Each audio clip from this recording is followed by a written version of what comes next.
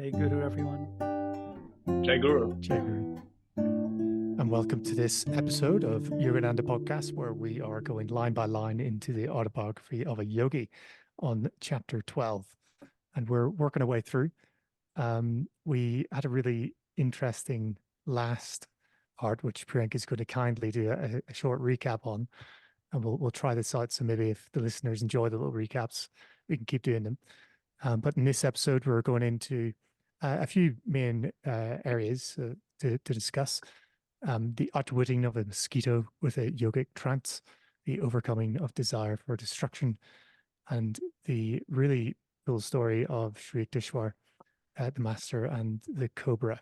So we're going to finish the episode really on that story. So you can read with us if you do wish to do so, and you can stop up to the last sentence of the paragraph where it says, "I have since come to realize that our divine guru is beyond fear or hurt from any creature." So do read along with this. So with that said, Priyank, take us away with a recap of the last episode. Thank you. No Lauren today, just us No Lauren three. today as well. Mike, yes. So it's quite difficult to get lost in this chapter because of the length of it and the various topics that they cover. But in the last episode, it was quite a long one. We essentially talked about Sri Yukteswar's kind of existence and his minute details of how he lived his life, from his morning schedule to his meditations to his diet to his food, and how he prepares his food and how he sets his examples of all the devotees in his ashram, and also his wonderful talks and satsangs. And the Guruji very romantically remembered how good that was back then. Nice. Thank you, Priyank, for that. And with that said, we will continue looking at Yogananda's experiences and some of the first time he's experiencing the various things that we're going to get into with Sri Yukteswar. So it's really lovely insights that we've got here. And the first part of it really is looking at his issues with the mosquitoes in the ashram. And Yogananda says that in the early months when he was with Sri Yukteswar, he had a very useful first lesson, and this was how to outwit a mosquito. And this is very, very close to my heart because being in Brazil, it's full of mosquitoes as well. So Northern Ireland does not have any, and I've had my fair share of challenges with mosquitoes. So I'm fortunate to be leading this part of the chapter. It's no coincidence, I don't think. Chris, we may have some, Scandinavians or other people that have never met a mosquito. Why don't you describe what one is? Extremely small, very hard to detect, noisy with a whiny type noise. It's very, very particular. I think we're hardwired actually to detect. So when one flies past your head, you immediately kind of try to jump away. Your body tries to get away with it, but they bite you and they suck up some of your blood, and that's their sustenance. So they pass diseases and things like that. They can be quite dangerous. In Brazil, you have yellow fever and dengue and things like that. You need to be careful of. So, growing up in Germany, I even saw mosquitoes there, and I think it's one thing that really draws mosquitoes is like a still body of water, like a lake that is shallow, that heats up a lot in the summer, and that's like a good breeding ground. So I think in London you don't have them too much because you're roughly surrounded by the ocean, which is not a great breeding ground for mosquitoes at all. Yeah. Yeah. So they're rampant in Brazil. So I definitely empathize with Guruji's plight that he experienced here, that we get to see in this text. And so he was saying that in his home, and bear in mind, he came from a fairly affluent home, I would say, background. He had protective curtains at night. And this is something actually, when you think about giving to charities and things like that in Africa, they talk about this, like to protect kids from the mosquitoes at night, buy them these sort of nets and protective curtains, because it's a big issue. And maybe one we in the West would take it for granted that everybody can just buy these things, but not everybody had them. And certainly Sri Yukteswar didn't have it, probably for austerity's sake, not for money, but we're going to get into that. Priyank. I love how he describes his frustration that they weren't there. He said, "I was dismayed to discover that in the Serampore Hermitage, this prudent custom was honored in the breach." Yeah. But I also found it quite cool. So in Mukunda's household, they used curtains, and that's obviously one good way of doing it. I remember when whenever I'm in my local part of India, where they only really use them for babies. So the cots have got this like the curtain over it. It's like a permeable curtain in terms of like you can breathe, but it's like a netting that goes over the cot, and the cot that that sways the cool ones. But I also found it interesting how if you fast forward to chapter 44 with Gandhi, so this is obviously not too far from where I was, so where I'm from, and in India, and he said that when Master was visiting Gandhi when he was back in India, he said, as I was bidding the Mahatma good night, he considerately handed me a bottle of citronella oil. The Varda mosquitoes don't know a thing about Ahimsa, Swamiji, he said laughingly. I've never tried to use citronella oil, but don't know how well that works. But that's another way that in this book they say you can outwit a mosquito, apparently. Yeah, that's the other way to protect yourself, is using some kind of mosquito repellent. I'm guessing citronella oil is similar. What I found interesting here is that Yogananda, he didn't go to Sri Yukteswar and complained about the mosquitoes. Sri Yukteswar took pity on him and looked at him as like, the poor boy, look at him, he's being bitten by the mosquitoes. And then suggested the curtains. So it wasn't really Mukunda saying he's used to curtains. He could probably read his mind, and probably that's what Mukunda was thinking, but at least he didn't say here that he mentioned it to Sri Yukteswar. This also touches on something I was discussing a couple of episodes ago. You know, when Mukunda asked him to promise me that you'll reveal God to me and all these things, and he said things like, "I want you to press my advantage." Then I was shocked at that kind of language. And here is the example of what I would expect. Even if he's getting absolutely massacred by mosquitoes, he's not saying a word, because you don't ask your guru for these kind of favors. So here, this is exactly a case in point, because before he was talking about essentially his self-realization, whereas here, this is just a bodily discomfort. And he wouldn't go to Sri Yukteswar for that. He allows Sri Yukteswar to interject, as opposed to asking for something as mundane as bodily discomfort recovery.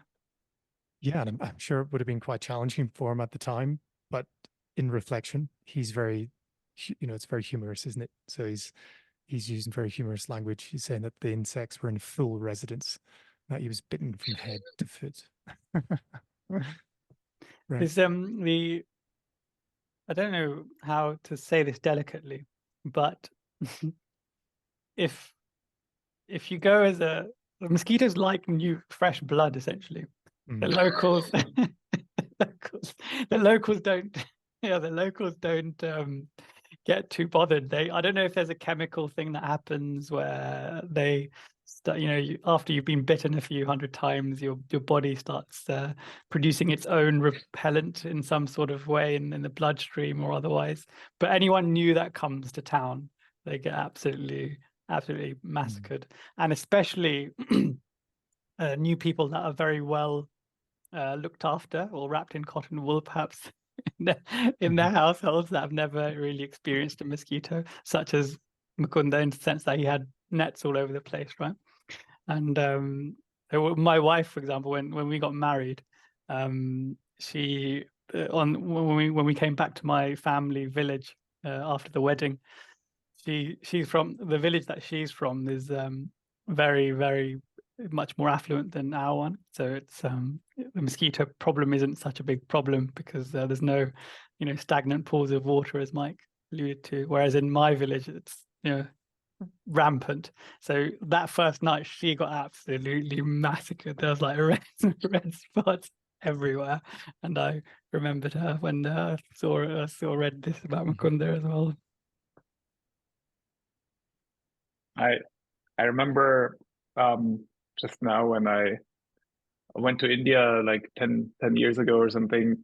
I was at the ashrams, and then after dinner, people often said, like we spent the evening in the gardens nearby, and then some people said, yeah, you can use the mandir and just meditate, and it's a good opportunity. And then I remember doing that once or twice, and then just sitting there and being destroyed by the mosquitoes, because it was just really hard to focus, because once they know you're there, then they bring you their friends, and it's just really, really difficult. I think it's a mosquito's like dream scenario, a meditating person, isn't it? Like they can just feast without any disturbance. But the other few ways that people handle mosquitoes now, which is, I'll give you the non-Ahimsa way and the Ahimsa ways. So they've got these tennis rackets now. I don't know if you've seen, like basically 2 sets of electrical wire. So you just zap and any mosquito inside basically disappears. Oh, wow. It's really pretty, not Ahimsa. Yeah, it's not, and they're quite rampant in India. And so, like any hotel that we would go to would have these things, and I would be like, no, I don't want these. And then there's also these like you get these things that plug into the wall socket that is produces this horrific fume in the air, and that detracts them as well. And my wife, instead of using that, like to use incense. Incense confuses, because they like to, I think, use their sense of smell to see where you are, whereas incense all over the room confuses the heck out of them. So that's a good one. And my personal favorite, if there isn't many in the room, I like to catch them just as they're flying like this, and then go outside and blow it out. And my wife's always amazed how I'm able to catch the mosquitoes. But can you make a wish then when you blow? Don't bite me. The one technique I find actually most useful is a fan. Simple as that. Just have a fan on rotate. So it's amazing because they're not very strong flyers. So that they're all over the place, and one bit of air, gust of wind just throws them off. So yeah, definitely recommend a fan. I put it to good use. And so here we have Guruji, getting sympathy from Sri Yukteswar, and he does say, go buy yourself a curtain and get one for me as well. And he's making a comment to say that he's laughing here, and he's making a comment to say that if you buy only one for yourself, the mosquitoes will concentrate on me. So we're going to come back to that, because Guruji makes a mental note of that comment. And really, Guruji goes off very happy to comply. And on every night that he spent in the ashram, Sri Yukteswar would ask Paramahansa Yogananda to arrange the bedtime curtain. So it was a wait and see. Is he going to instruct me to do it? Guruji didn't just go and do it himself. So very much obeying or following all the commands that Sri Yukteswar had, all the way down, let's say, to the bedtime curtains.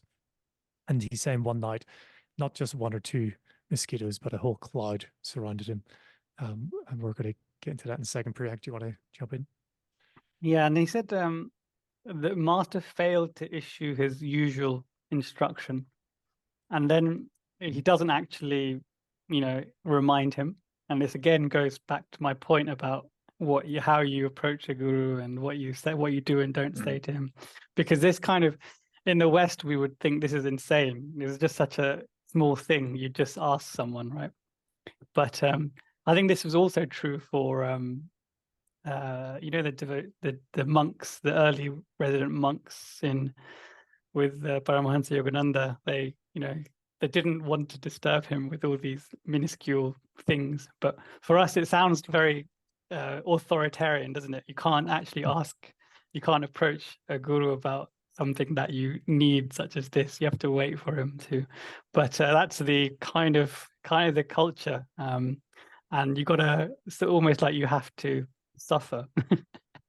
I don't know if it'll be quite a hard thing for most devotees to be in an ashram such as this, wouldn't it, with a guru such as this in this day and age, because we're so used to our comforts and getting instant solutions to our discomforts society.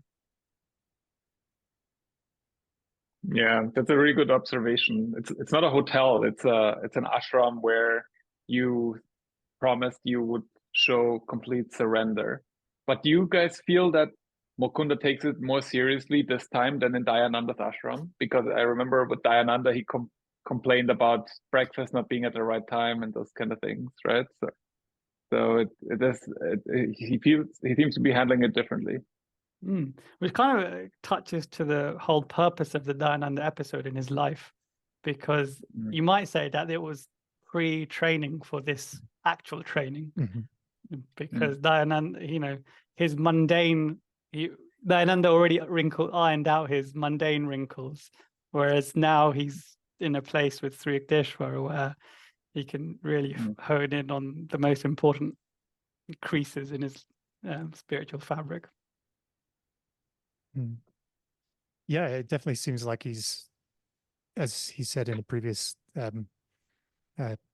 previously to Sri Yukteswar, that he was going to essentially give himself entirely to the guru. So this is the manifestation of that, all the way down to this simple exercise, really, of putting up a mosquito net. And as he's saying here, he's nervous. He's got the anticipatory hum of the insects that I referenced earlier. That's probably the worst bit of the mosquitoes for me, is the noise that they make past the ears. It stops you from sleeping at times. And he jumped into bed regardless. And he's sort of, one technique that we haven't mentioned so far about managing mosquitoes is a prayer. And this is what Guruji does. So he throws a propitiatory prayer in the general direction. So he's trying to appease them, saying, please, leave me alone. And half an hour later, he's obviously been sitting there and not saying a word. He coughs instead, pretentiously, to attract the guru's attention. And he said he thought he was going to go mad with all the bites. And so he'd been enduring all this time for 30 minutes, the singing drone of the mosquitoes as they celebrated their bloodthirsty rites. It's a great line, isn't it? Greg? And they do celebrate. I don't know if you've actually observed a mosquito after it's had its full fill of your blood. It's like drunk.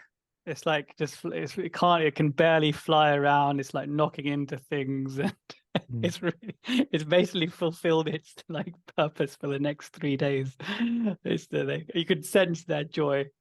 So a better person may even let mosquitoes have their moment in the sun, but that's not me. Well, yeah, the bellies are definitely filled, and they're pretty heavy. Mike? It's a very comical scene, right? Yeah. Where he goes. I mean, that's just a saying, but if I could be a fly on the wall there, it would have probably been hilarious. Where he could say, and now he doesn't reply.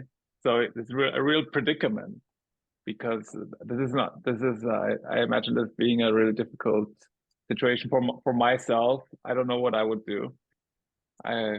Or you also don't want to look for a different place to sleep, right? But you do know you have to do something. If you just fall asleep like this, you're gonna wake up with a million bites. Maybe you were there, Mike, as one of those mosquito flies on the walls. Yeah. All three of us may have been there.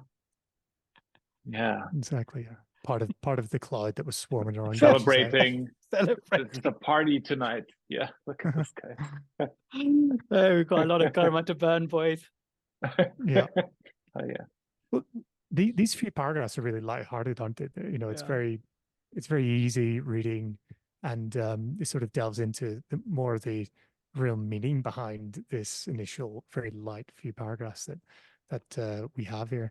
And he's Guruji's observing then that there isn't a response from Sri Yukteswar. We're going to get into this because this is where the real learnings come in. And Guruji approaches Sri Yukteswar very cautiously says, and he noticed that he wasn't breathing. His guru was not breathing. And this he mentions was the first observation, close observation, he says, of the yogic trance that Sri Yukteswar was in. And I was surprised by his reaction here. He said, it filled me with fright. And I wonder what your take on this is, because, you know, Yogananda himself, we talked about this, was it just the previous episode, that he would use this technique to play with, wasn't it, his caretaker, to the point to which, you know, she was frightened and he, you know, he came back laughing. And, you know, so the fact that Guruji here said it filled him with fright, I was a bit surprised at, Greg. Yeah, we obviously don't know the order when he first saw this and when he then practiced that technique that we referred to last time. It could have been a couple of weeks after this, you know. Maybe. But all I was going to say was that in the previous episode, Guruji mentioned that Master had stupendous, his snores were stupendous, and whenever there was a pause, then essentially he was going into his yogic trance. So then it will be quite obvious when he's not in his deep sleep, regular physical deep sleep mode, because his snoring and his heavy breathing and heavy sighing, etc., stops. So then you would start getting a bit worried, especially if he hadn't. This would probably be the first time that he saw it, that he's probably referring to, as he says, first close observation. And I don't think he really was that familiar with this, with people in samadhi. He might have thought, oh, he died, right? And then it changes the situation completely. I don't know, like, it never happened to me with a human being, but I don't know. I remember one time when my pet rabbit died, I went to pick him up one time and he was cold and didn't move anymore. And it's just a completely different thing that now you, instead of a living being, you have a dead body lying around there. So that might have caused the fright, that kind of feeling. Yeah. And he mentions the word close, right? So what I infer from that is that he probably has observed something akin to what he is observing now, but from a distance, and maybe with Sri Yukteswar sitting upright and, you know, in this yogic trance, but he's obviously not right up to him, you know, probably face to face as he is now, because we're about to see what he actually does to poor Sri Yukteswar in a moment. So he's obviously very close, and yeah, he could maybe feel the coolness of his skin and everything. Greg? Yeah, and you note that during this time, the mosquito consciousness is definitely gone, because he's got bigger fish to fry. So he could have been getting bitten head to toe whilst he's doing all these investigations. But no, not doesn't matter. Yeah. Well, he investigates, and he says that you know his heart must have failed, so he placed a mirror under the nose. Very astute way to check the breathing, and no vapor appeared on the mirror. So he wanted to make doubly certain, and for minutes, he says, we don't know how long, but for minutes, he closed his mouth and nostrils, Sri Yukteswar's mouth and nostrils. And he was making a comment here on the coolness of the body, and, you know, it was motionless, and it sent him into a daze, and he turned probably drunkenly, you know, towards the door to summon some help. And again, you know, this reaction, I thought, well, how would I react? First and foremost, and it is a different context. That if the guru is sitting in front of you, you could imagine maybe times where you're getting something read to you, there's lessons coming in, or you're meditating, and then you can see the yogic trance. It's very different from going over to somebody at nighttime and they're motionless and they're not breathing. So I empathize with him, but I was still surprised that he reacted so strongly to this as I was reading through. And Sri Yukteswar, to this point, hadn't made any notion towards Yogananda, but as he was turning to leave the door, he finally speaks up and he says, you know, so a budding experimentalist, my poor nose. And the comment from Guruji is that Sri Yukteswar's voice was shaking, with laughter. And then Sri Yukteswar said simply, why don't you go to bed? The whole world, and this is a great line, the whole world going to change for you? Change yourself. Be rid of the mosquito consciousness. And honestly, you could probably do a whole podcast easily just on this one line, right? Change yourself and change the world. There's so many quotes from Guruji on this, and he really took this quite seriously, right? If you want to change thyself, change the world. And one of the best mantras for me is, I can change. I have the will to change. I will change. It's that one. And often I think, there's the how to change other mentality going on. Definitely, I've been guilty of having that in the past. But Guruji says himself that let your example be the way to change others' lives and reform yourself, and you will reform thousands. So yeah, you could delve into that a lot, right? Mike, do you have a comment? Yeah, this is a story that I read as a kid, and always found it like, you then start finding fault with yourself rather than with the mosquitoes, right? But what I understood over the years is that it requires quite the advanced mind to get rid of mosquito consciousness, right? It's not something that is that easy to do, and you have to remember that you have two avatars talking to each other here, and one trying to awaken the kind of avatar consciousness in the other. I don't know if that's something that anyone could just do.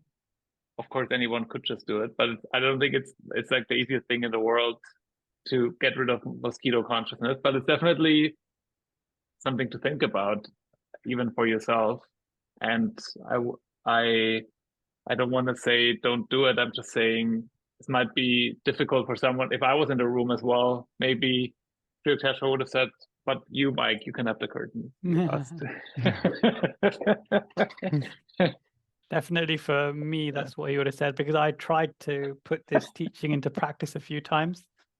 Can't say that my willpower or whatever was strong enough, resolve was strong enough, because it did not work. It did not work. Your mind was not made up at prayer. Exactly. That's probably you're torn between Ahimsa or not Ahimsa. Got a long way to go. But this section where Chris, just read out the beautiful lesson, I rid yourself of mosquito consciousness. Is the world going to change for you? It's like he says that in jest and kind of a mocking way, rhetorically as well. But we started this section with my early months at Sri Yukteswar, with Sri Yukteswar culminated in a useful life lesson, how to outwit a mosquito. And this is essentially that lesson now, and summarized in one answer, 5-word answer. How do you outwit a mosquito? Rid yourself of mosquito consciousness. And that's the same for, later on he uses the same thing for illnesses, and he calls it the unwelcome visitor will soon depart. Don't acknowledge that you're ill if you're ill, essentially. And this is essentially the same, in the same vein. So is it really talking about the strength of will, the strength that willpower, what impact it can have on you if you really take it to the nth degree? And affirmations, I suppose, as well, because he's really, if you really affirm, like, with all the zeal and zest that you can muster, then it's got to come true, isn't it? And this is the same Mukunda who appears in visions to his future disciples, and it is the same Mukunda who was able to get the kite from the other roof, right? But here he is in a situation where I'm assuming his guru wants to push a certain message, and so the things have to happen this way. And he goes on to reveal quite a, if it didn't sink in already, this next paragraph really hits home, where he says, meekly he returned to his bed. So Mhm. maybe he hadn't quite made up his mind yet, as well, to rid himself of mosquito consciousness. And then he says, interestingly, that not one insect ventured near. And then he realized that Mm. the Guru Sri Yukteswar previously only agreed to the curtains to please him. Mm. So Mm. very, very kind of Sri Yukteswar to do that. And he had no fear of mosquitoes, Sri Yukteswar, but he used this yogic power that he could prevent the mosquitoes from biting him, or if he chose, he could simply escape to an inner vulnerability.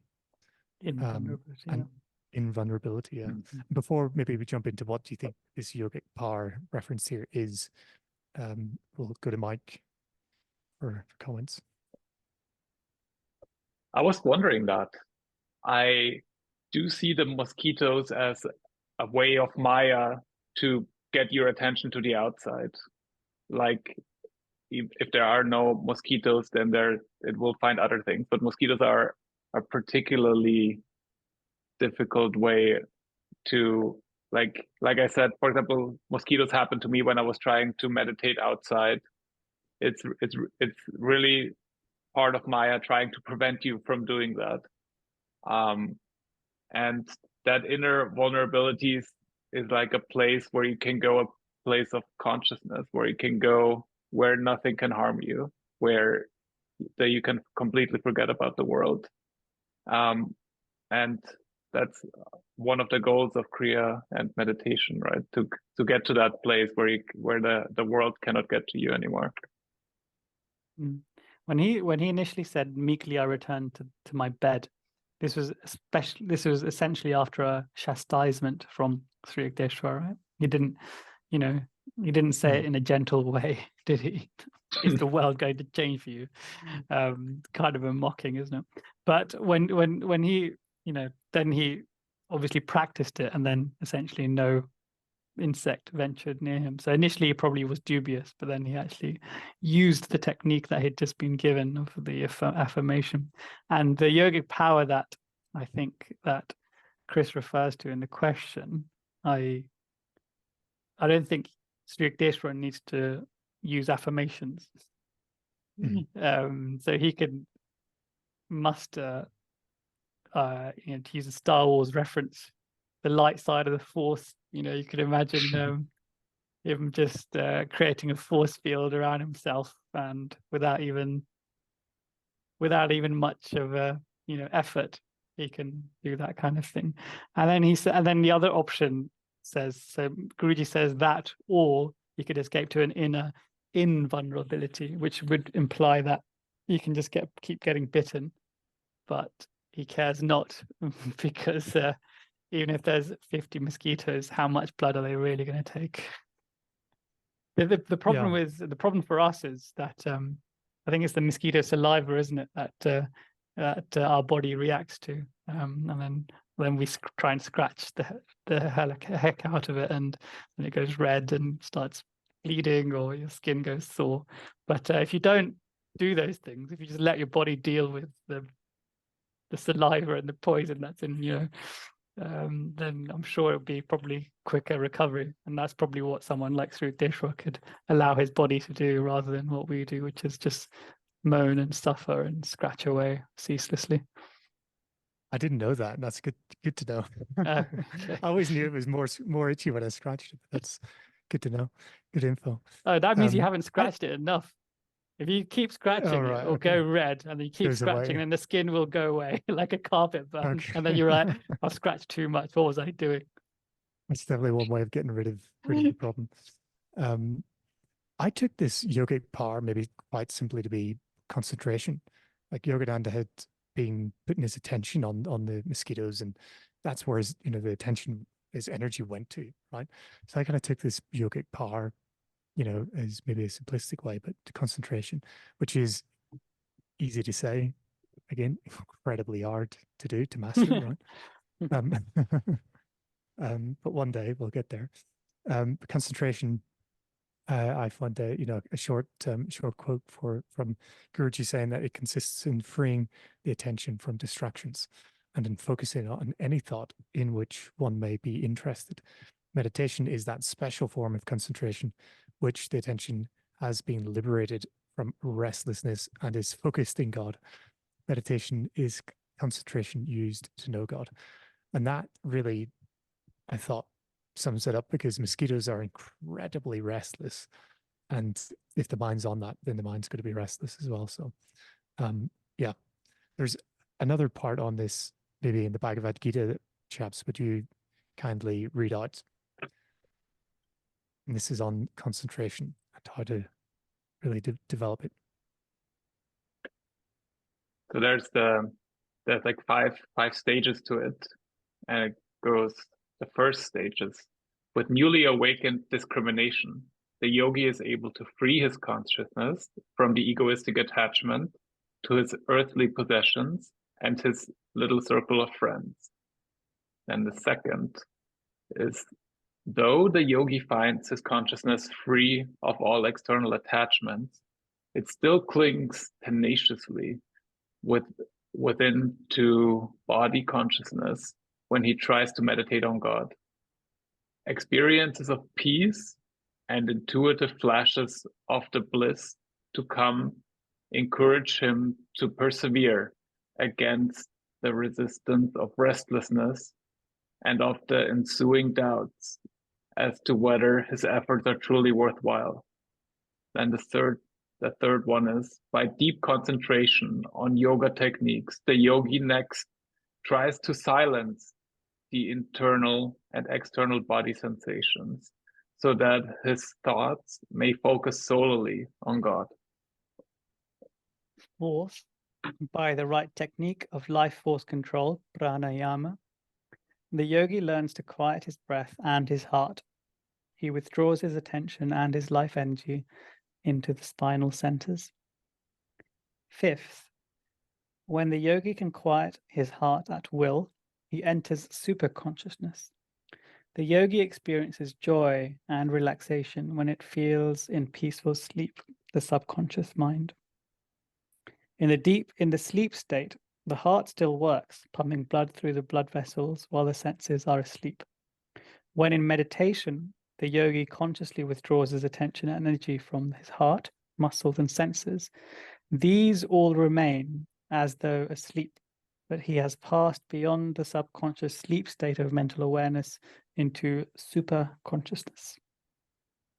Yeah, so when I read this, I thought these are really the steps of the evolution of using concentration. And what I thought probably is the steps that Sri Yukteswar was going through quite rapidly, right? So he was able to sink into this quite rapidly. And this is how I imagined it would be when this inner invulnerability, as Guruji described it, he was able to escape to that world.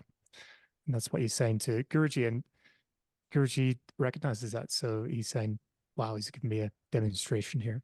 This yogic state I must strive to attain, so that a true yogi is able to pass into and maintain the superconsciousness state, regardless of what's going on around them and the buzz of insects that he refers to here. So the first state of samadhi, so he talks about this being salpikalpa, and the devotee then being able to shut off the sensory testimony of the outer world. So we can get into this a little bit as well. It's another huge subject. We do have some opportunity to talk about it in the future, so we don't want to go into huge detail here.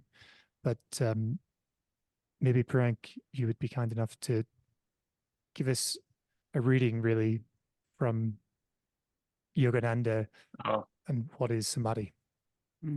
I thought first-hand experience. Okay. Oh, no.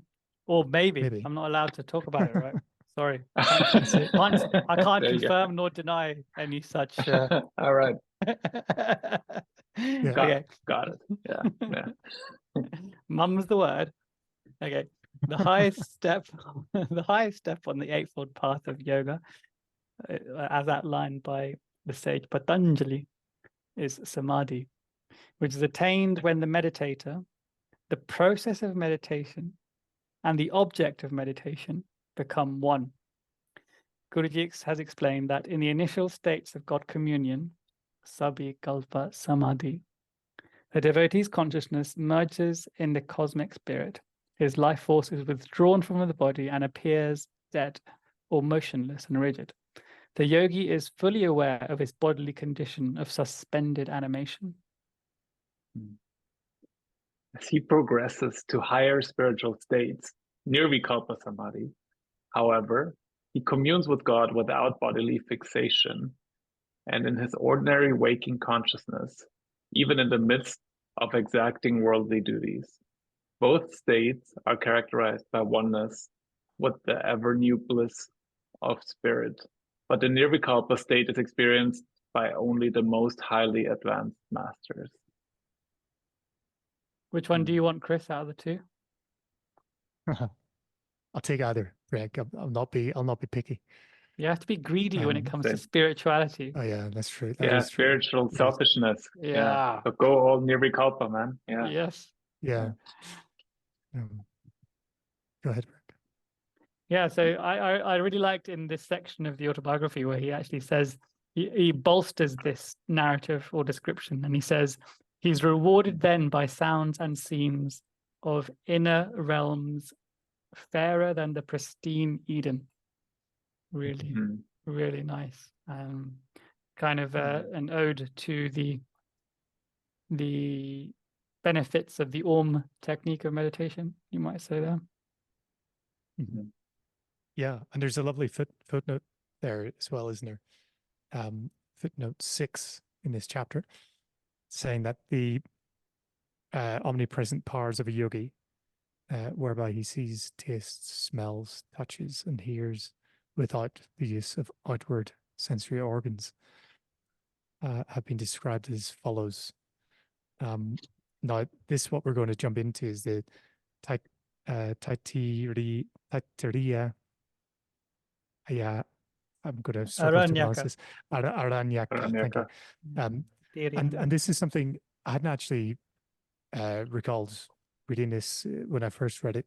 But this description really that Guruji's quoting that comes from this is to describe it really is it's Vedic commentary that is meant for those already familiar with the basic hymns and practices and rituals that underpin the Hindu philosophy. So it weaves together captivating stories about the origins of these practices, along with the hidden interpretations of the deeper spiritual significances. So it's divided into a couple parts. What Guruji's referencing here, the first one is really focusing on the intricacies of building and maintaining the sacred fires, whilst the second is, it ventures into more philosophical, metaphysical concepts related to the universe itself. So Guruji's obviously familiar with these texts, these Vedic texts. I read somewhere they're sort of seen as like a bonus on the main scriptures, Vedic scriptures. This is like bonus reading on the rituals, which I thought was quite funny. And there's a quote here on this that Guruji gives us, saying that the blind man pierced the pearl, the fingerless put a thread through it, the necklace wore it, and the tongueless praised it. So it's a beautiful, beautiful line there that Guruji is referencing. And this is how it's described, really, samadhi for us. And again, this is just so simply put, but you could spend a lifetime studying that, couldn't you? So there it is in its simplicity given to us by Guruji. Pirang? Yeah, it's very beautiful that this 3 lines. I'll put a text to the whole Taittiriya, Aranyaka. So Aranyaka actually means produced, born, or relating to a forest. So it's like the belonging to the wilderness, essentially, this text. But this section, this scripture, as Chris said, is part of the Vedic text, but it's like a sub-addenda to the Upanishads. So some pretty deep philosophy in there, but lots of rituals and sacrifices and offerings and things like that, and ceremonies, fire ceremonies, Kriya ceremonies, things like that are in there. Yeah, it's quite advanced reading, I think, for like I said, for people who either are quite familiar with the texts already. So Guruji is obviously one of those beings indeed. And we move on to then the second part of this episode, really, the overcoming desire for destruction, and it's a whole follow on from the mosquitoes being the lesson that Guruji is learning here is that his guru was interpreting ancient texts one day, and he was sitting at his feet in perfect peace, and then another mosquito comes in, and that was kind of vying for his attention, and as it bit into him, this as Guruji says, as it dug a poisonous hypodermic needle into my thigh, he automatically then raised his hand to avenge this pain that he's distraction really that he's experiencing, and was going to kill the mosquito. So the memory actually came to him before Sri Yukteswar jumps in to talk to him, that Patanjali's amorphism on Ahimsa sort of popped into his mind. Now, whether actually, guys, now that I read this, thinking out loud, do you think that this was indeed, a unique thought that Guruji had, or do you think Sri Yukteswar was almost planting something in his head prior to saying something to him? Mike? I find it already needs a very high state of consciousness to just being bit by a mosquito, and then my natural reaction would just be to try to kill it, just as my instinct of self-preservation. The thing bit me, so I kill it, and then saying, "Oh no, it hurt me a lot just now, but I wanted to live. I don't want to kill it," and just holding back. I find this is already a high state of consciousness to be in. But of course, for Sri Yukteswar, you need to be even one level higher. You shouldn't even have that reaction in the first place. Have you guys experienced this very thing? For example, whilst meditating, and you can feel, you're getting bit. You know that it's happening. The dreaded experience is happening. Do you get out of your meditation and deal with it, or B, persevere and just let it happen and refocus your gaze up at the Christ consciousness center? Assuming you're not already in samadhi. When you're, yeah, that's true. Then you wouldn't have felt it, I'm sure, or you may not have been aware of the feeling because you've not to put your awareness there. But I'm going to ask you, what did you do last time it happened? Last time it happened to me, I believe, was in India. Where was I? I was in a hotel room and meditating on the floor, and I knew it happened, but I thought, let me finish this 10-minute, because I was doing a 20-minute, 10-minute thing. And I said, let me finish this section of my practice. So I let it happen. And then I opened my eyes, and sure enough, the mosquito was still there. I wasn't just my mind playing tricks on me. I was like, fluffed it away. So I let it happen. What did you guys do, Chris? What did you do when it last happened? Is this like a confession time or something? I think the last time, I believe, like I shook violently, thinking that would be the lesser of two evils, that I actually tried to lift my hands or something, that as if that would be better. Like I was going to shake my body, trying to get it away from me. But I believe I reached for like a blanket or something, try to wrap myself in it and, hope for the best. Yeah, that's what I did in the next 10-minute round. Yeah. The next set of techniques. It is funny because it is an endless issue really in Brazil for me. And not that I'm the one sort of leading this part of the reading. It really speaks to me because it's almost like a daily type challenge. It's like, and maybe we get these challenges over and over and over again until we overcome them. It's like you're going to have to constantly revisit this lesson, you know. So I'm probably way back.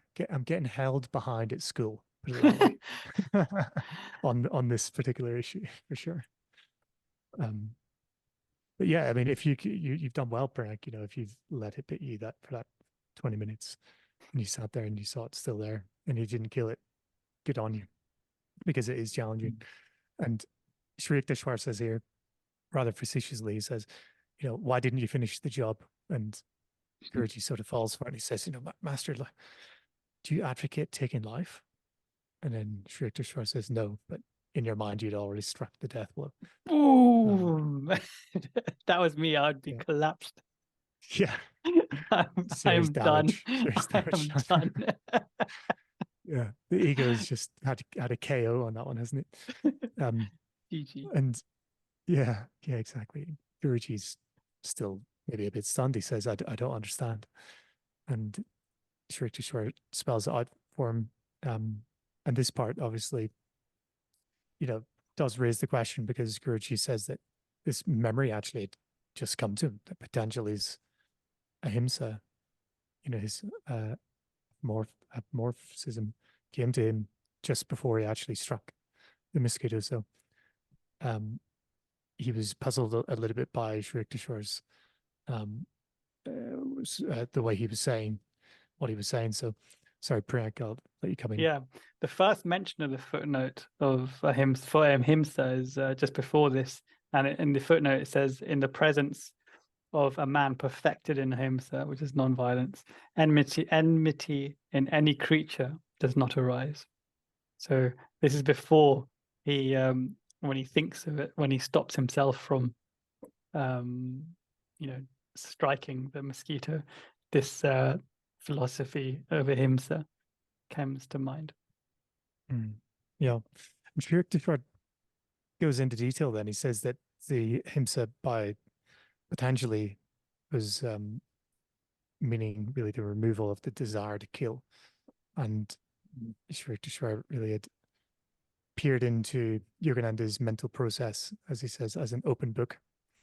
So this world, Sri Yukteswar says, is conveniently arranged for a literal practice of Ahimsa, on a daily practice almost, in parts of the world, right, with mosquitoes. But man, as he continues, is compelled to exterminate harmful creatures, but he is not under a similar compulsion to feel anger or animosity. So lots there to unpack, Priyank. Pretty deep stuff there, isn't there? But let's go to the very basics. Mentioned Patanjali, and Chris, I prepped you for this, so I'm expecting a polished response. Patanjali is referenced in all of our lessons and in the Bhagavad Gita many times. So remember, there's an eightfold Ashtanga Yoga, the eightfold path of Patanjali. I'm not going to ask you to name all those, because I know, Chris, you're going to know all those, of course. But which step would Ahimsa fall into out of all those? Easy. It's a really easy question. Is it yeah, it's a good question. Spirit, would it be niyama? Maybe? Which one? Or the moral rules, the yama or niyama? Maybe? Yeah, I'm asking you. I think yama. Oh, okay, final answer. Yeah. I'm going to say niyama. Niyama. Okay. Yeah. Mike? I was going to say the same. Yeah. So yeah, the things you shouldn't do. I'll now give you the definition of what yama and niyama is. In Hindi, we use the word niyam. Niyam in Hindi means like a promise. So something that you would do is a niyam. So which one do you think it would fall into? Yama or niyama, Ahimsa? Oh, so yamas, I know what they're the do's and don'ts, right? Yes. So niyam is so you're something saying that it's the other way do. around. You're saying it's the other way around. You're saying the yamas are the ones you shouldn't do. Yeah. Okay. So yeah, I would have thought the same thing as Chris. Oh, interesting. Yeah. Well, in that case, maybe it's the yamas then. Yes. Yeah. Okay. Yeah. Good. I knew you were going to throw me a curveball on that one, Priyank. I warned him, listeners. I warned him, but I thought I thought like, it's too simple for Priyank to ask me what the eight, the eightfold path of yoga You is. know He's me going to throw too me a well. curveball. Go on. Seeing as you've prepped it, It's you a may as good. well tell us what the eightfold path is. Go on, without any looking at text. Yeah, you know me too well. Yeah. Well, we actually have a few of them already Oh, said, okay. right? We've got samadhi, we've got yama and niyama, and then one that would be maybe easily forgettable, maybe is the asana side of things, the right posture. Asana. I think that's quite easily, you can easily forget about that. Pranayama, and which is obviously we're very familiar with that. And then the pratyahara, which was mentioned actually really in the readings that we've done, the interiorizing. And then the ones I always forget, which I'm going to have to read, is the dharana and the dhyana, and the other two. So concentration and the And meditation. the last one is the ultimate one is samadhi. samadhi. That's very nice. Yeah, which oh, we well talked done. about the different Smashed it breakdowns. out of the park. Yeah, Mike would call that a home run. Sure. You've given me enough warning on it, Priyank. Next time it's going to be an even more advanced one. Yeah, I'm already looking forward to it. I was saying I was just going to pass it off to Mike because Mike's pretty versed in this. So, Mike, you were going to get you hear it a million times at some point, but I don't know if I would have been able. Did you say pratyahara? Because that's one that I. Yeah. Okay. Pratyahara. Okay. Yeah. But it's easy to forget one or two of them. Yeah. Yeah, for sure. Worth studying, which is one of them, right? What's the study? Sorry, dhyana? Is that the one where it's dharana, dhyana, and samadhi. Dharana. There's dhyana. Is referencing this studying part. So Sri Yukteswar's laying it out for him, really, and Guruji's taking in this lesson. So he's getting a couple great lessons here in short time and all around the simple mosquito.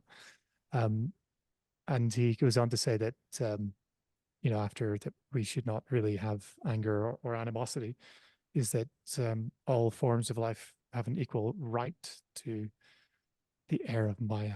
And that's such a line, isn't it? Really makes you think like, wow, like we do take ourselves as the higher beings, really. And, it's quite easy to forget that even the mosquito, the lowly mosquito, has this equal right to the air of Maya. Very powerful line, Priyank. Yeah. I also wanted to compare this to Gandhi's definition of ahimsa and harmlessness. Again, in chapter 44, he refers it to harmlessness, and Gandhi obviously had a lot of Jain philosophy influence. So Guruji asked him, Mahatmaji, I said as I squatted beside him on an uncushioned mat, please tell me your definition of ahimsa. And Gandhiji responds, the avoidance of harm to any living creature in thought or deed. Beautiful ideal, but the world will always ask, may one not kill a cobra to protect a child or oneself? And Gandhiji responds, I could not kill a cobra without violating two of my vows, fearlessness and non-killing. I would rather try inwardly to calm the snake by vibrations of love. I cannot possibly lower my standards to suit my circumstances. With his charming candor, he added, I must confess that I could not serenely carry on this conversation were I faced by a cobra. So Gandhi adds a few of his own little vows, doesn't he, into this? For example, fearlessness, which is an interesting take compared to how Sri Yukteswar is essentially describing, and what we're going to talk about it is essentially mastering yourself is also in the process of mastering ahimsa, which Chris is going to allude to. But it's an interesting comparison because these are the two big sections where ahimsa is referenced. Yeah, I always wonder why two avatars would have a different definition of the same concept.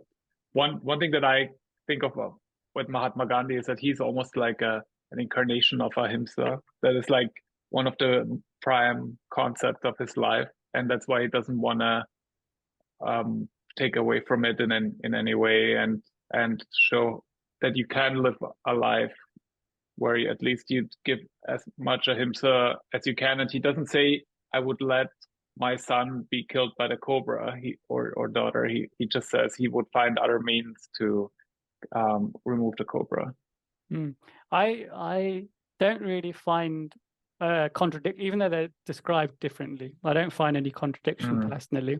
I think that Sri Yukteswar is coming at it purely from a Kriya science perspective, what it means. And Gandhiji, as Mike alluded to, is an incarnation of essentially Ahimsa. And he's literally talking, he's not a Kriya yogi, so he's talking quite practically, both in terms of, he says, both in terms of thought and deed and fearlessness. He brings that into it.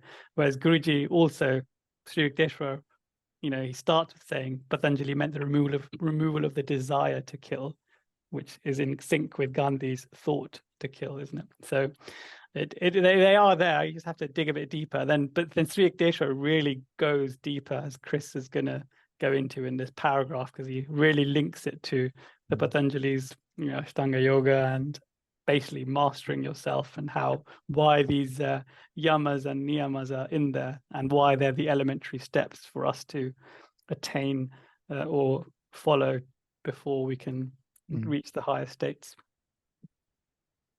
Before we jump into this, actually, a few paragraphs back, Guruji actually made the observation that it was Sri Yukteswar had no fear of the mosquitoes. Nice. So nice. it is there, yeah, it is there. Nice. So it's all succinct. Yeah, quite right. It's it definitely, yeah. And so Sri Yukteswar says a brilliant line that the saint who uncovers the secret of creation will be in harmony with nature's countless bewildering expressions, and all men may understand this truth by overcoming the passion for destruction. And a million questions probably pop into the mind, but one of them definitely was, what is this secret of creation he's talking about? So we can look at that. But first, Priyank. On the first thing he says, though, is that, I don't know if you covered this, is the world is inconveniently arranged for a literal practice of ahimsa. So for this, I thought he meant, right now I've probably breathed in 1 trillion microorganisms and destroyed them in my lungs and gut. And also stepping, when you step out on the street and step on an insect unknowns to you. And when you're doing gardening, you probably kill hundreds of worms every time you do some gardening and other insects. So, but it doesn't mean that you shouldn't do these things and live a completely solitary and idle life where you can't do any of these things, because we have our destinies and we have our roles to play in this drama, which apparently includes some form of himsa. We can't avoid it, essentially. So that's the first thing that is in here. And then he says that, as Chris said, man may be compelled to exterminate harmful creatures. So then you could do it unconsciously, but sometimes you have to do it consciously.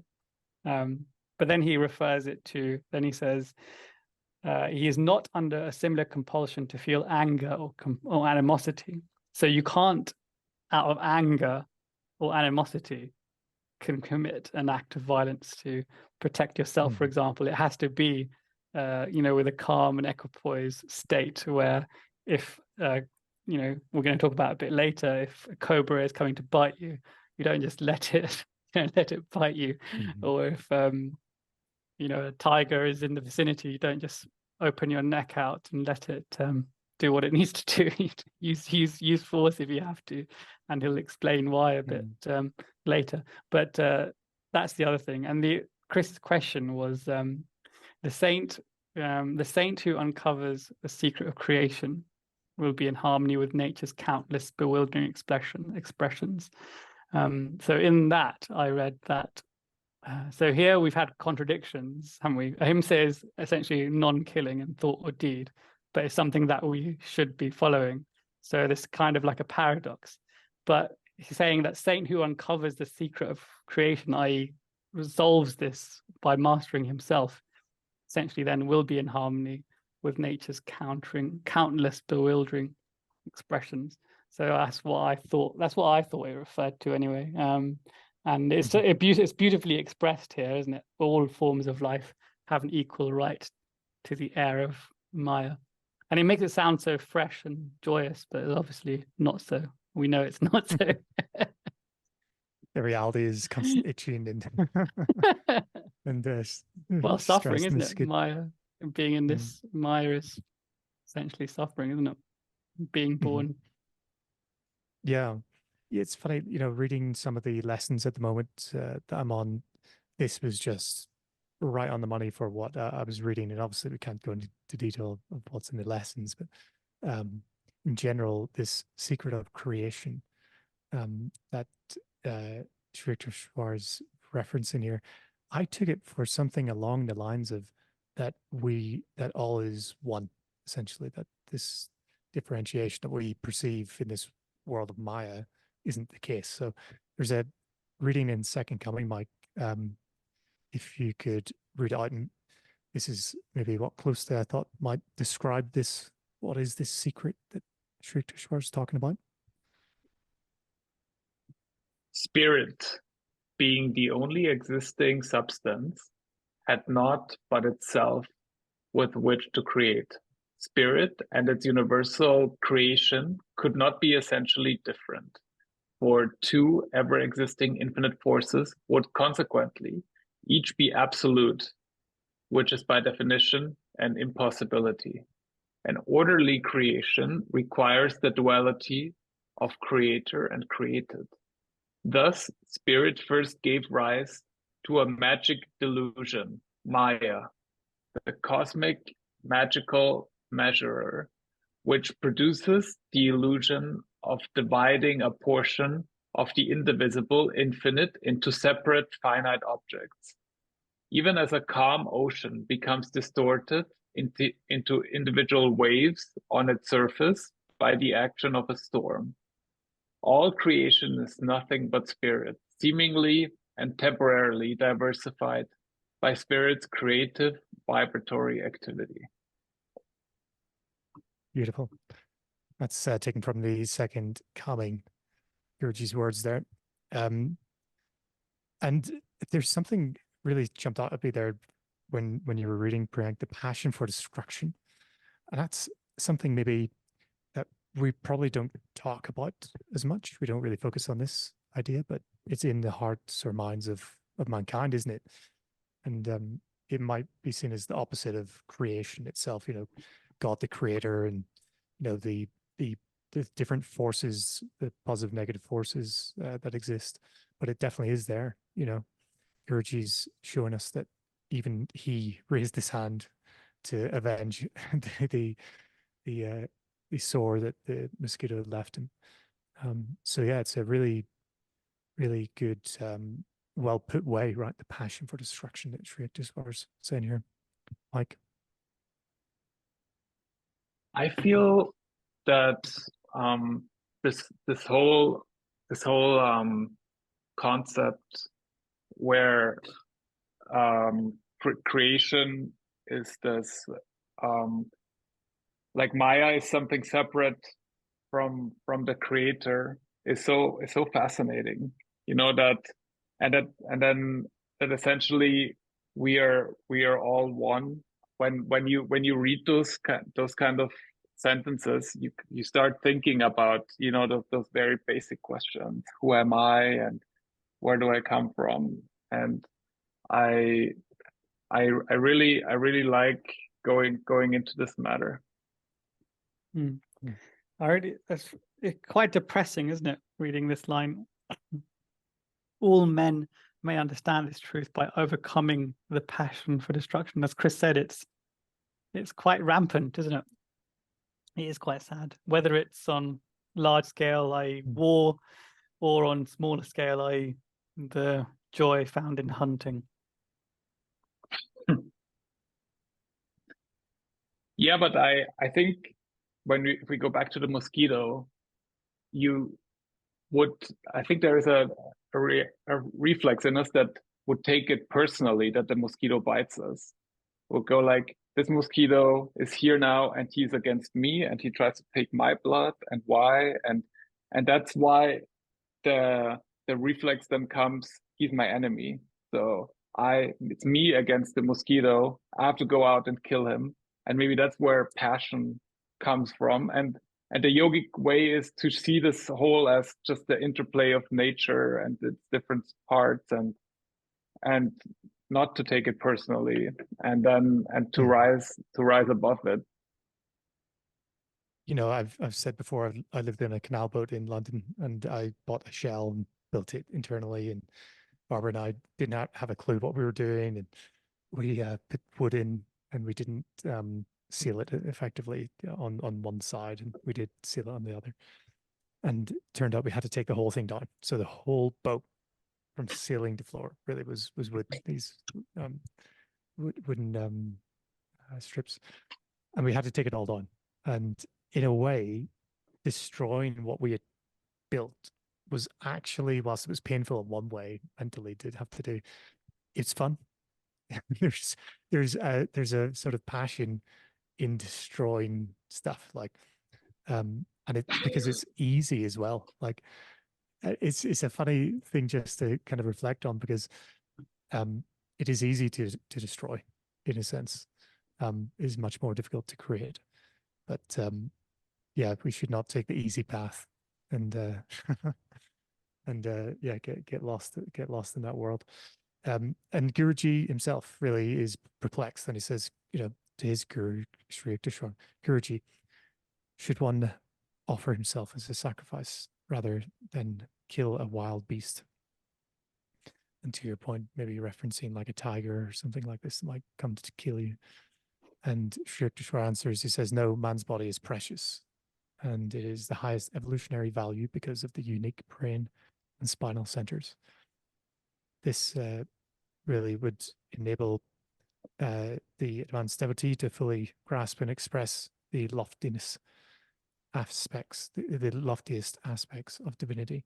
So no lower form is equipped with this.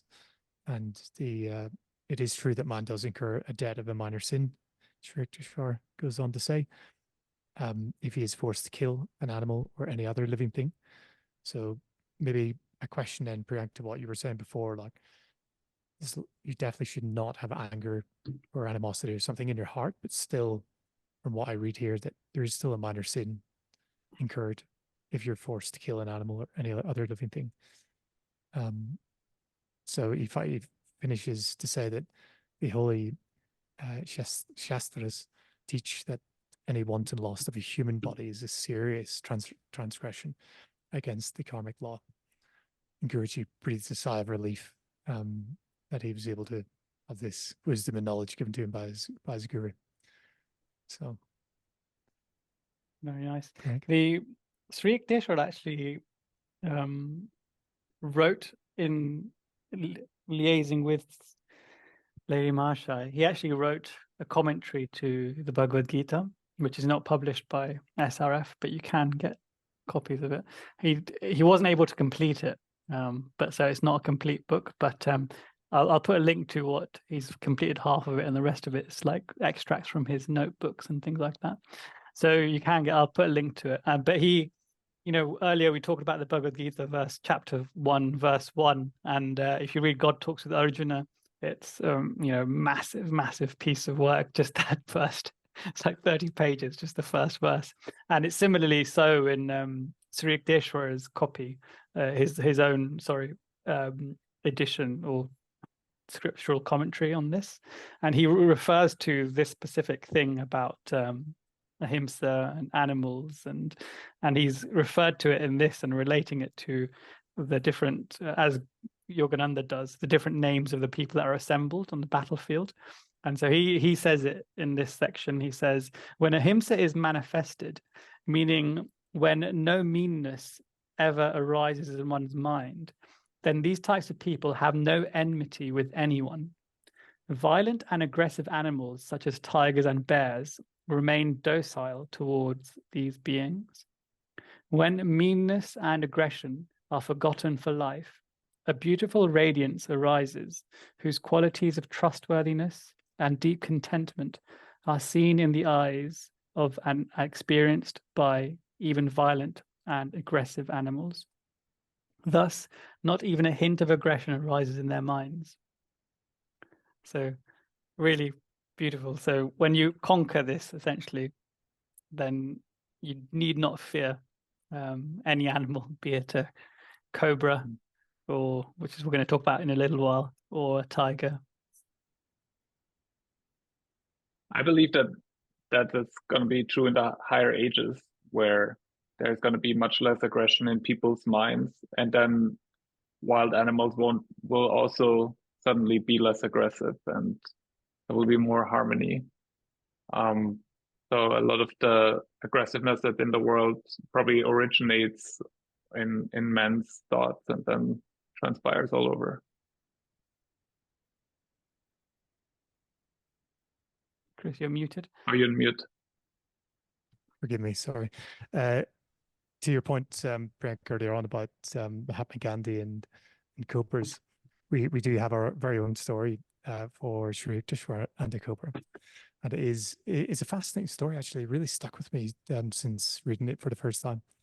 Because I think these lessons are really best told through stories, in my opinion. You know, it really kind of sinks in. And maybe this is to what Guruji said about change yourself and change the world, you know, change thousands. That through these great examples that we have here, we can actually, you know, imitate them. But caution, I probably wouldn't try this at home with a cobra if you come across one. But Yogananda then says that Sri Yukteswar, as far as he had known, hadn't been close to a leopard or a tiger, but he had come into contact with the cobra and had conquered it with his love. And so he says that there was an encounter that took place in Puri, and it was by the seaside hermitage there, Sri Yukteswar's hermitage, and that a young disciple had of Sri Yukteswar's later years was there with him on the occasion and was telling the story related to Yogananda. So they were both sitting there. Prafulla is the name. Prafulla is the name of the devotee. And he was saying that sitting outdoors near the ashram. So for me, a cobra is such a far away thing. You know, you don't get these in the UK, right? But here is a cobra right next to the ashram. So close quarters. And it was 4 foot in length, of sheer terror, as it was described. Its hood was angrily expanded, and it raced towards both the devotee and Sri Yukteswar. And Sri Yukteswar reacted by giving it a welcoming chuckle, as though he was a child, as though the cobra was a child, and that he was the devotee was filled with consternation, and Sri Yukteswar engaged really in a rhythmic clapping of his hands. And there's a note here, a footnote 8, and Guruji says that cobras swiftly strike any moving objects within its range. So in most cases, the better thing to do is to stay completely immobile. But here, Sri Yukteswar is doing the opposite. So he's clapping rhythmically, and the devotee then says that it looked like he was entertaining the cobra. And he chose to remain completely quiet, and inwardly he was ejaculating fervent prayers for the three of them. So the cobra seemed to be very close to Sri Yukteswar, and it was motionless. So I've heard they go into trances if you play maybe music or something like that. I've seen sort of more stereotypical takes on that. Whether it's true, I'm not sure.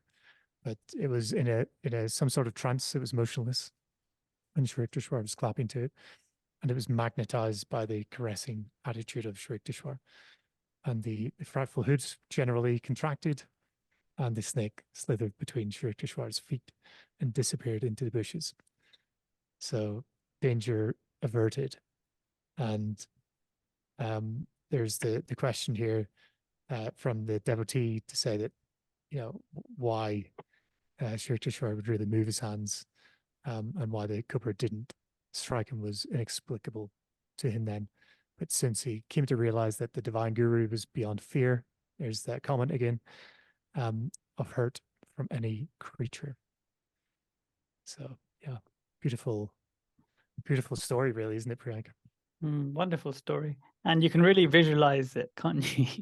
Even though we've got such little footage of Sri Yukteswar, we haven't got any of his voice at all or anything. But you can just hear his laughter in this. You can hear his chuckle. You can hear him clapping his hands. You can see him smiling and just being completely fearless, as he, quoted in chapter 1, verse 1 of his own commentary of the Bhagavad Gita that I read out previously. So it's really, really lovely to just visualize this episode, because you can with this such a beautiful narrative. So it would mean that if you do master yourself, then essentially mosquitoes, tigers, and snakes will no longer have any interest in you whatsoever, which is quite a cool concept. So there's also a nice section in Mejda, actually, and this was of Mukunda even before meeting Sri Yukteswar. His brother says that one evening we went to cool Mejda from his meditation at Dakshineshwar temple, near under the Panchavati tree, as it was time for the Arti. Arti is the devotional offering to the deity with the candles and the flame. So he says the quiet event had wrapped Mejda's attention. His meditation nook in the deep shadows, so he was engrossed in meditation. As we approached, we saw a halo of soft light encircling Mejda's body. This is why I was saying, remember the Star Wars reference to the Force. He says a snake had coiled itself around his neck. Another lay on his lap, in his lap. The scene immobilized us for a moment. Then I called out, "Mejda, Mejda." When at first he didn't respond, Manmohan and Jitendra also called him. In a few moments, Mejda stirred slightly. Then he gently clapped his hands, and the snakes slipped away quietly into the dense underbush surrounding the tree.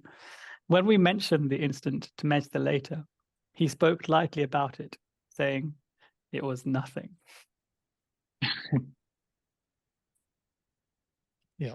I've read that snakes are, especially cobras, energy-wise, they're quite attracted to yogis and meditators. So I was just going to say that, yeah. And they're somehow easier to be influenced with the energy. Yeah.